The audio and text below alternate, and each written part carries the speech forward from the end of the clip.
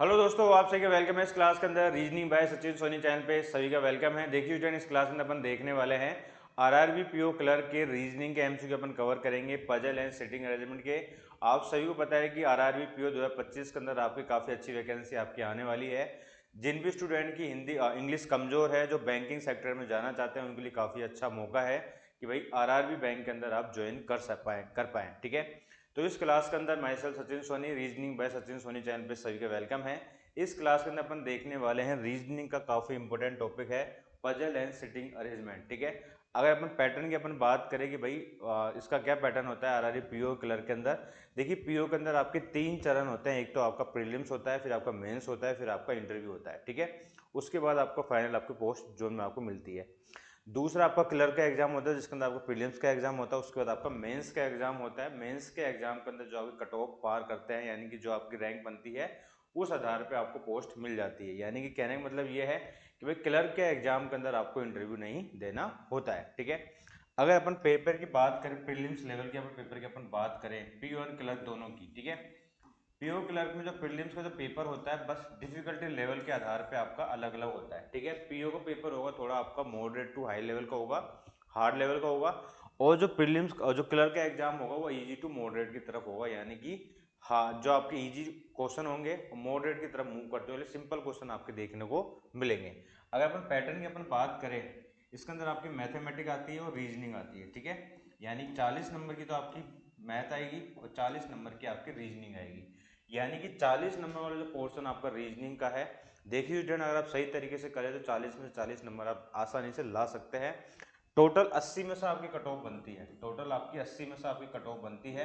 अब 80 में से कट ऑफ आपकी जो स्टेट वाइज आपकी जाती है, याद रखिएगा, अगर आपकी जो कट ऑफ जाती है स्टेट वाइज अलग अलग जाती है, जैसे महाराष्ट्र की अलग जाएगी, राजस्थान की अलग जाएगी, गुजरात की अलग जाएगी। नंबर ऑफ वैकेंसी भी डिपेंड करता है और पेपर के डिफिकल्टी लेवल पे डिपेंड करता है। ठीक है, अगर अपन बात करें पीओ की, ठीक है, अगर अपन बात करें पीओ की, तो 80 में से आप ये मान के चलिए कि भाई आपको लगभग 65 प्लस नंबर तो आपको लाने ही पड़ेंगे। ठीक है, 65 प्लस। अलग अलग स्टेट में कम जाती है, कई बार पेपर का डिफिकल्टी लेवल ज़्यादा होता है तो 65 से कम हो जाता है, लेकिन 65 प्लस तो आपको ये टारगेट लेके चलना है कि भाई अगर आप मॉक टेस्ट दो, प्रैक्टिस करो या पीवाई के एमसीक्यू निकालो, तो आपके 65 प्लस नंबर तो आपके आने चाहिए प्रैक्टिस के दौरान। ठीक है, वो कैसे आएंगे वो आपको मैं बताता हूँ। ठीक है, ये तो हो गया आपका पीओ का। अगर आप क्लरिकल एग्जाम की बात कर रहे हैं, ठीक है, तो 80 में से आपके जो नंबर आएंगे 70 प्लस आपको क्वेश्चन सही होने चाहिए। 70 प्लस, समझ गए? 70 प्लस क्यों बोला? तो क्लर्क का एग्जाम होता है, बहुत सिंपल पेपर आता है इसका। कई बार तो कट ऑफ यहाँ पे 75 प्लस चल जाते हैं कई स्टेट के अंदर। राजस्थान में मैंने देखा है, राजस्थान में 78 79 तक कट ऑफ गई है। ठीक है, तो मैंने एक बार एग्जाम दिया था, तो मैंने इसमें 80 में 80 करे थे, एक दो क्वेश्चन गलत हो गए थे, तो 78 के आसपास नंबर आए थे। तो देखिए यहाँ पे पेपर बहुत इजी आता है क्लर्क लेवल का। अगर अपन पीओ लेवल की बात करें तो 65 प्लस अगर ला रहे हैं तो आपके चांसेस है कि आप प्रीलिम्स का एग्जाम निकाल पाए। ठीक है, टारगेट थोड़ा हाई सेट करें तो ऑटोमेटिक आपका ये हो जाएगा। अब ये देखते हैं कि भाई आएगा कैसे। ठीक है, नंबर आएंगे कैसे। ये जो रीजनिंग वाला जो पोर्शन है स्टूडेंट, रीजनिंग वाला, ये जो 40 नंबर की जो रीजनिंग है ना, इसमें से आप देखिए पजल एंड सिटिंग अरेंजमेंट। ठीक है, पजल एंड सिटिंग अरेंजमेंट वाला जो पोर्शन है, पजल एंड सिटिंग अरेंजमेंट वाला, सिटिंग अरेंजमेंट वाला, ये दोनों पोर्शन आपके लगभग 25 नंबर के हैं। ठीक है, अगर आपने इस वाले टॉपिक पे अगर आपने कमांड बना ली तो ये आपका प्रीलिम्स का एग्जाम आसानी से निकल जाए। बाकी जो दूसरे टॉपिक है, जैसे कोडिंग डिकोडिंग हो गया, ठीक है, कोडिंग डिकोडिंग आ जाएगा आपका दूसरा। ठीक है, कोडिंग डिकोडिंग हो गया आपका, स्लोक्स हो गए। ठीक है, ये वाले टॉपिक हो गया आपके, इनइक्वालिटी हो गया, तो बाकी क्वेश्चन आपके इनके बनते हैं इसके बाद 25 के बाद। तो इस वाले पोर्शन में सबसे ज़्यादा फोकस करते हैं। ठीक है, और मैं आपको पजल एंड सेटिंग अरेंजमेंट वाली सीरीज स्टार्ट करता हूँ। ये आपकी रिकॉर्डेड सेशन है, इसमें क्या रहेगा, आपको कोई टाइम वेस्ट नहीं होगा। जो चीज़ अपन करा रहे हैं वो साथ के साथ अपन करते चले जाएंगे। ठीक है, बीच में अपन एक लाइव सेशन ले लेंगे, जैसे आपको कोई डाउट हो वहाँ भी आपके कवर हो जाए। तो कहने का मतलब ये है कि मैं आपको किस अप्रोच के साथ लेके चल रहा हूँ। देखिए, सबसे पहले इस ऐप को डाउनलोड कर लीजिए। यहाँ पे आपको बैंक एग्जाम की टेस्ट सीरीज, रेलवे की एसएससी आप करना चाहते हैं, यहाँ पे आप देखने को मिल जाएगी। ये अपना टेलीग्राम ग्रुप है, जो भी मैं आपको पढ़ा रहा हूँ इस टाइम पे, तो यहाँ पे इस पीडीएफ आपको यहाँ पे मिल जाएगी। ठीक है, बात करें ये अपना व्हाट्सएप ग्रुप है, इसको आप ज्वाइन कर सकते हैं। यहाँ पे आपको क्लास की लिंक, टाइमिंग, आपको सब कुछ मिल जाएगा। देखिए, अब ये फर्स्ट क्वेश्चन आपके सामने है। हर एक जो क्वेश्चन आपके एग्जाम के अंदर बनते हैं, देखिए स्टूडेंट, इस जो बैंक का एग्जाम होता है उसका पेपर कभी बाहर नहीं आता। जैसे कि एसएससी रेलवे वाले क्या करते हैं कि आपकी ऑफिशियल वेबसाइट पर डाल देते हैं पेपर पर ये पेपर आया है। बैंक का एग्जाम ऐसा है जो आपको कभी भी बाहर नहीं आता, ठीक है। तो क्या करते हैं इसको मेमोरी बेस्ड क्वेश्चन आपसे बोलते हैं, यानी कि मेमोरी पर आधारित बनाए हुए क्वेश्चन आपको इसको बोलते हैं, ठीक है। होता वही है लेकिन डेटा थोड़ा अलग होता है, लेकिन पैटर्न आपको ये देखने को मिलेगा। तो ये आपका एक पजल का क्वेश्चन है, ये आपका 100% बनता है। 5 नंबर का क्वेश्चन आपका है ये, यानी इसको आप सोल्व करते हैं तो आपको 5 क्वेश्चन देखने को मिलेंगे। इसके बाद जिसको आप सोल्व कर लोगे तो 5 के 5 नंबर आपके कंफर्म हो जाएंगे। बस शर्त ये है कि ये आपका 100% सही बनना चाहिए। तो ये 5 नंबर वाला पोर्शन अपन आप देख रहे हैं, 5 नंबर वाला, ये 100% आपका आता है, ठीक है।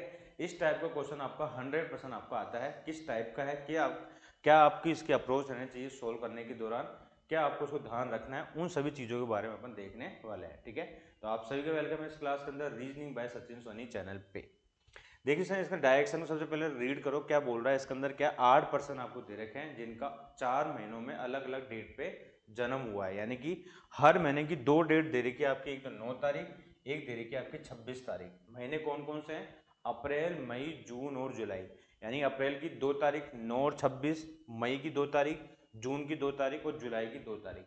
इन 2 अलग अलग तारीखों पे इन 8% का जन्म हुआ है। इनको आपको अरेंज करना है भाई किसका जन्म कब हुआ, बस इससे संबंधित क्वेश्चन आपसे पूछे जाएंगे। क्वेश्चन कैसे पूछे जाएंगे, देखिए इस प्रकार क्वेश्चन आपसे पूछे जाएंगे, किसका जन्म कब हुआ, कैसे हुआ, ऐसे आपसे पूछा जाएगा।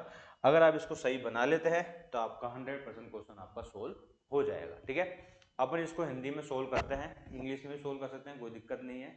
क्योंकि आरआरबी का एग्जाम जो रीजनल लैंग्वेज आपका एग्जाम होता है, तो आई थिंक जो जिनकी इंग्लिश कमजोर है तो आरआरबी का एग्जाम दें। तो इंग्लिश हिंदी आप सभी को पता है, इसके अंदर आपका एक ऑप्शन आता है मेंस एग्जाम के अंदर। प्रीलिम्स में तो कोई हिंदी इंग्लिश कुछ नहीं आएगी, ठीक है। मेंस एग्जाम के अंदर आपका एक ऑप्शन आता है जिसके अंदर आप हिंदी इंग्लिश में से आप एक चूज करके इसको आप अटेम्प्ट कर सकते हैं, ठीक है। सबसे पहले अपन फोकस करते हैं प्रीलिम्स एग्जाम की तरफ, मैथ और रीजनिंग की तरफ, ठीक है। अब देखिए स्टूडेंट, ये जो क्वेश्चन आपको दे रखा है इसको अपन किस प्रकार से अपन सोल्व करें, क्या आपको अप्रोच रहनी चाहिए, उन सभी चीजों के बारे में अपन बात करेंगे। सबसे पहले आपको पूरे को रीड करो क्या आपको ये बोल रहा है, ठीक है।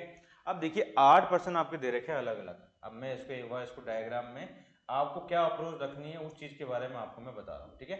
आपको क्या अप्रोच रखनी है उस चीज के बारे में आपको बता रहा हूँ। देखिए इस प्रकार से आप एक डायग्राम बना लीजिएगा क्वेश्चन सोल्व करते समय। मैं तो आपको समझा रहा हूँ, नहीं तो मैं सीधा ही डायरेक्ट कर सकता था इसको, ठीक है ना। इस प्रकार से आप इसको ब्रेक कर लीजिए। यहाँ पे क्या आएगा आपका अप्रैल का मंथ आ गया, ठीक है। अप्रैल के बाद क्या आता है आपका, अप्रैल के बाद आपका मई आता है, तो मई लिख लीजिए आप यहाँ पे, ठीक है। मई हो गया, मई के बाद क्या आता है जून आता है, जून लिख लीजिए यहाँ पे, ठीक है। जून के बाद क्या आता है आपका जुलाई आता है, ठीक है। ये क्लियर हो गया आप सभी को। इस प्रकार से लिखने के बाद आप सभी को पता है कि भाई 2 डेट दी हुई है, हर एक मंथ की क्या दे रखी है आपकी 2 डेट दे रखी है आपको, 2 डेट, ठीक है। वो 2 डेट कौन कौन सी है, एक तो आपको दे रखी 9 तारीख, वही दे रखी है आपकी 26 तारीख, 9 और 26, ठीक है। 9 और 26, 9 और 26 इस प्रकार से आपको लिखना है। सोल्व करते समय आपको इसी प्रकार से लिखना है, ठीक है ना। 9 और 26 इस प्रकार से आपने लिख लिया। अब आपको क्या करना है इसके अंदर, इसको भी आप थोड़ा सा ब्रेक करके लिख सकते हैं। थोड़ा सा कलर चेंज कर लेते हैं इसका, ठीक है ना। ये आपका ब्रेक हो गया, यहाँ पे आपका ये ब्रेक हो गया, ठीक है। ध्यान रखिएगा इसको ब्रेक करना बहुत जरूरी है, आप ब्रेक करोगे तभी आपको चीजें आपकी क्लियर हो पाएंगी, ठीक है ना। समझ गए। देखिए अब इसमें क्या दे रखा है आपको, देखिए अप्रैल के अंदर 2 तारीख होगी आपकी 9 और 26, ठीक है। मई के अंदर 2 तारीख होगी 9 और 26, जून के अंदर 2 तारीख होगी 9 और 26, जुलाई के अंदर ये तारीख होगी आपकी 9 और 26, ठीक है। आपको नजर आ रहा होगा शायद, ठीक है ना। चलिए अब देखिए इस प्रकार से होने के बाद अब आपको अरेंज करना है, जैसा आपको ये बोलता जाए वैसे आपको करना है सिंपली, ठीक है। सबसे मेन चीज ये है कि इसकी अप्रोच क्या है क्वेश्चन को सोल्व करते समय, क्योंकि आपको बहुत कम टाइम में इसको सोल्व करना पड़ेगा। मैं आपको समझा रहा हूँ, जितनी आप प्रैक्टिस करोगे उतनी आपकी स्पीड और एक्यूरेसी आपकी बढ़ती चली जाएगी, ठीक है ना। केवल समझने की कोशिश कीजिएगा बस। देखिए अब ये क्या बोल रहा है, जैसे आपको जैसे बोलते जा रहा है वैसा आपको करना है। देखिए जे का जन्म एस के बाद के महीने में विषम संख्या वाली तारीख को हुआ। जे का जन्म एस के बाद विषम वाली तारीख महीने वाले महीने में आपका हुआ, जे का जन्म एस के बाद, ठीक है। यानी जे का जन्म एस के बाद हुआ, इसका मतलब एस का जे से पहले होगा, ठीक है।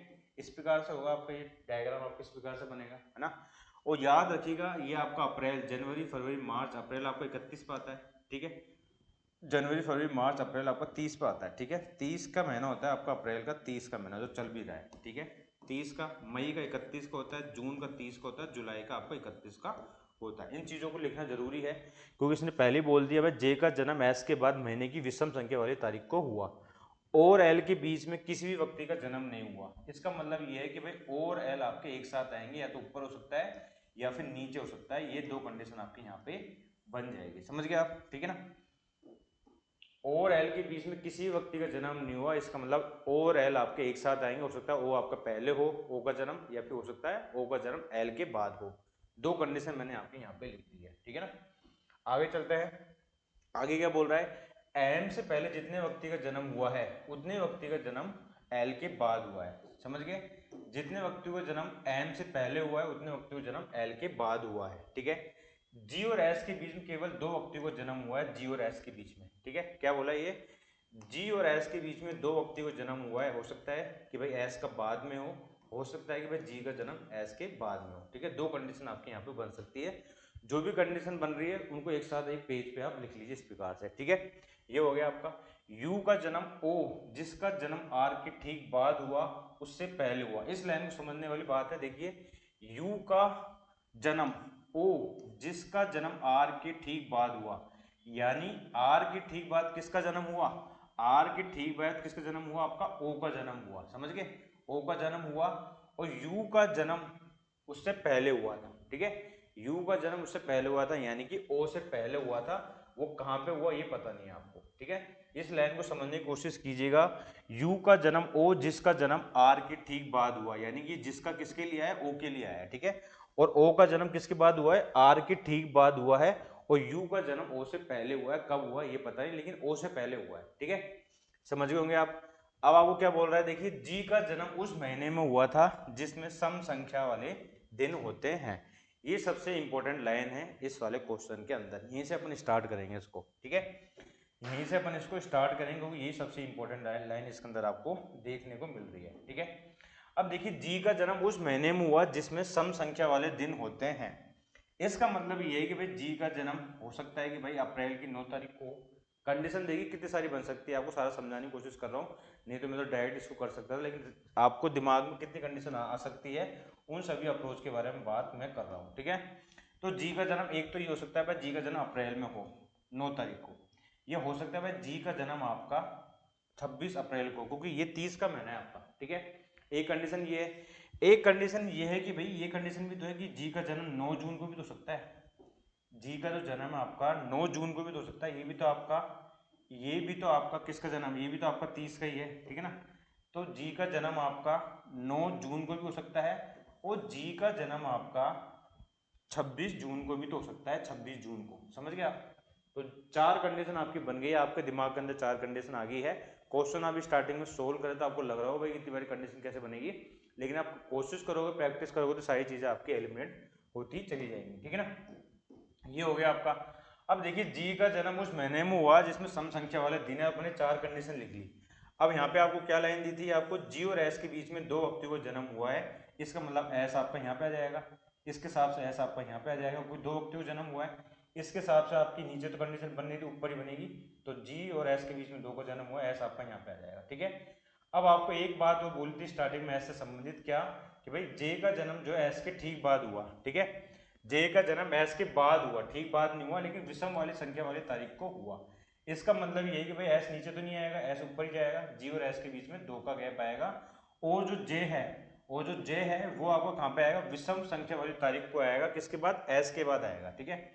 अब इस वाली कंडीशन देखिए इस वाली कंडीशन देखिए भाई कि भाई जे आपका कहाँ पे आ सकता है, इस वाली कंडीशन जे आपका यहाँ आ सकता है, ठीक है।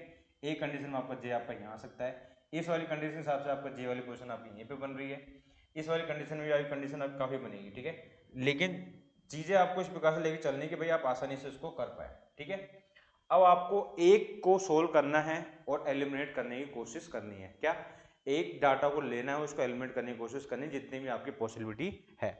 अब देखिए मैंने स्टार्टिंग में आपको एक बात बोली थी, क्या, ये देखिए ये वाला जो लाइन, ये वाली तो कंफर्म हो गई है, इसको तो आप मिटा दीजिए आप, ठीक है। अब देखिए आपको क्या बोला इसने, आर के बाद जस्ट कौन है आपका, ओ है, ठीक है। और क्या बोला था, O और L के बीच में कोई भी नहीं बैठा, इसका मतलब L आपका यहाँ पे आ जाएगा। ठीक है, अब ये तीनों एक साथ आने चाहिए, ये जो तीनों हैं आपके क्या आने चाहिए, एक साथ आपके आने चाहिए ROL। ठीक है, अब मुझे बताइए स्टूडेंट, कौन सी कंडीशन में आपके तीनों एक साथ आ सकते हैं। अगर सपोज करें, अगर मैं J आपका यहाँ पे हटा दूं, अगर मैं J आपका यहाँ पे हटा दूं, अब एक एक को एलिमिनेट करते हैं। अगर सपोज करें J आपका यहाँ पे होता तो R O और L वाली लाइन आपकी यहाँ पे आ जाती, समझ गए, R और L आपके यहाँ पे आ जाते। लेकिन इसने एक बात यहाँ पे बोल रखी है, M से पहले जितने व्यक्तियों का जन्म हुआ है उतने ही व्यक्ति का जन्म L के बाद हुआ है। इसका मतलब L के बाद कितने व्यक्ति का जन्म हुआ है, एक ही व्यक्ति का जन्म नहीं हुआ। इसका मतलब ये भाई M आपका यहाँ पे आना चाहिए था इस वाली लाइन के हिसाब से। इसका मतलब ये वाली कंडीशन आपकी गलत हो गई, समझ गए, ये वाली कंडीशन आपकी गलत हो गई। इसका मतलब ये हो गया कि भाई R और L आपके यहाँ पे तो नहीं आएंगे, R और L आपके यहाँ पे तो नहीं आएंगे। इसका मतलब ये है कि भाई अगर इसको अपन मिटाएं, कंडीशन को एलिमिनेट करना सिखा रहा हूँ मैं आपको, ठीक है ना, तो हो सकता है भाई J आपका यहाँ पे हो सकता है J आपका यहाँ पे हो। अगर J आपका यहाँ पे होता तो ये तीनों कंडीशन आपकी एक साथ नहीं आ सकती, तो ये तो आपको हो गया गलत। ठीक है, ये वाली कंडीशन तो आपकी हो गई गलत। इस वाली कंडीशन में तीनों को एक साथ रखने की कोई जगह ही नहीं है। यहाँ पे देखिए तीनों एक साथ आ जाए, यहाँ पे 2 का गैप है, यहाँ पे अलग अलग, तो ये वाली कंडीशन भी आपकी हो गई गलत। ठीक है, अब ये वाली कंडीशन आपके सामने बची, ये वाली, ठीक है, कौन सी वाली, ये वाली और ये वाली। अब इस वाली कंडीशन में देखिए क्या तीनों एक साथ आ सकते हैं, क्या ROL नहीं आ सकते ना, नहीं आ सकते, तो ये वाली कंडीशन भी आपकी हो गई गलत, समझ गए। अब इस वाली कंडीशन में चलते हैं, क्या ROL के लिए कोई एक जगह है क्या एक साथ कहीं आ जाएगी, यस ये है, R आपका यहाँ पे आ जाएगा। ठीक है, ये थोड़ी जगह छोटी नजर आ रही है आपको यहाँ पे, लेकिन आपको नजर आ रहा होगा, ठीक है, तो R आपका यहाँ पे आ जाएगा, ठीक है, O आपका यहाँ पे आ जाएगा और L आपका यहाँ पे आ जाएगा, समझ गए, ROL आपका यहाँ पे आ जाएगा। J कहाँ पे आएगा, J S के बाद आएगा विषम वाले डेट पे, तो J आपका यहाँ पे आ जाएगा।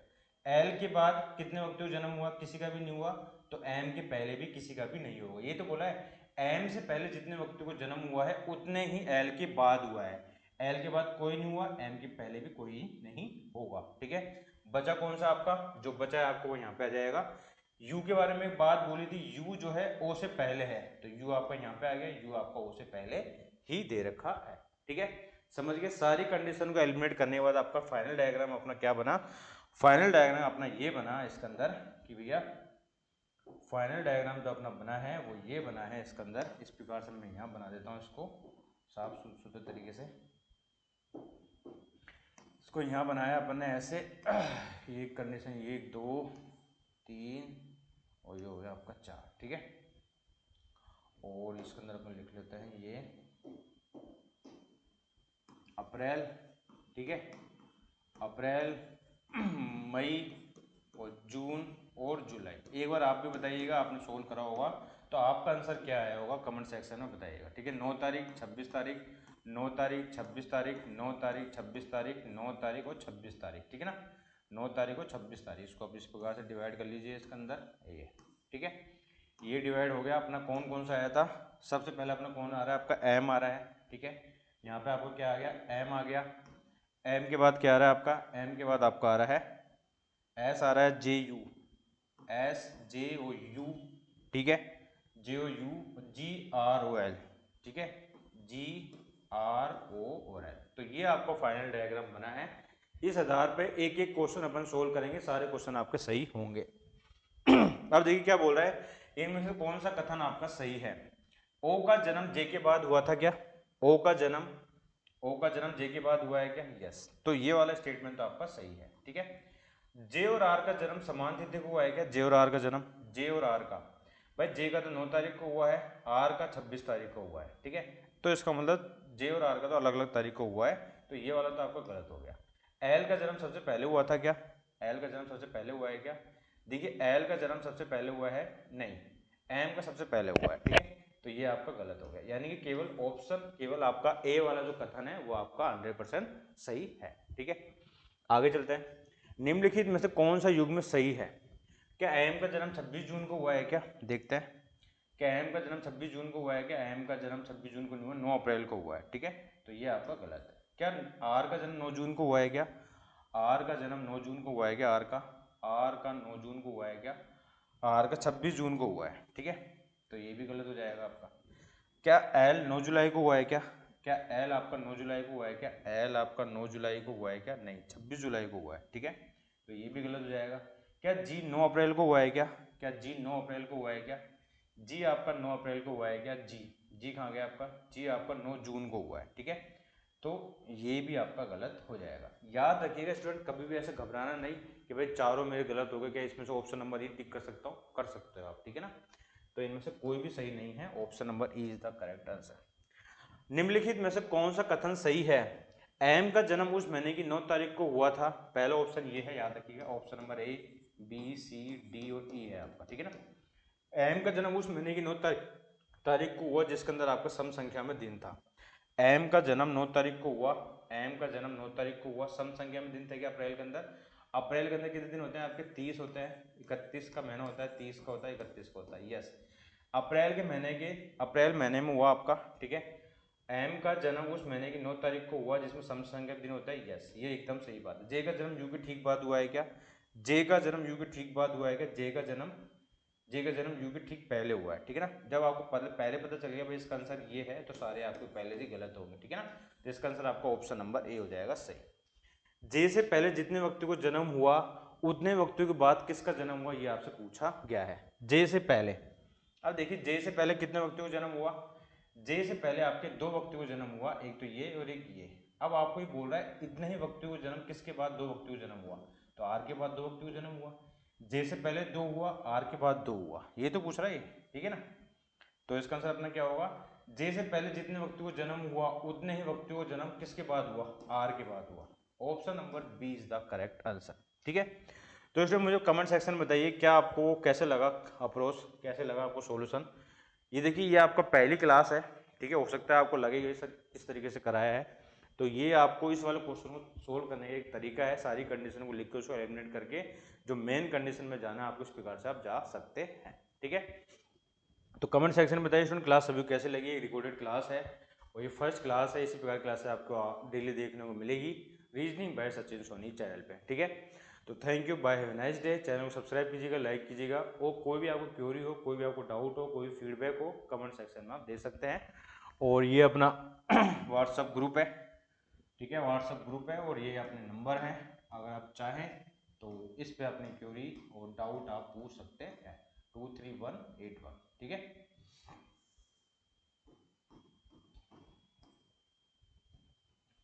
Thank you and bye.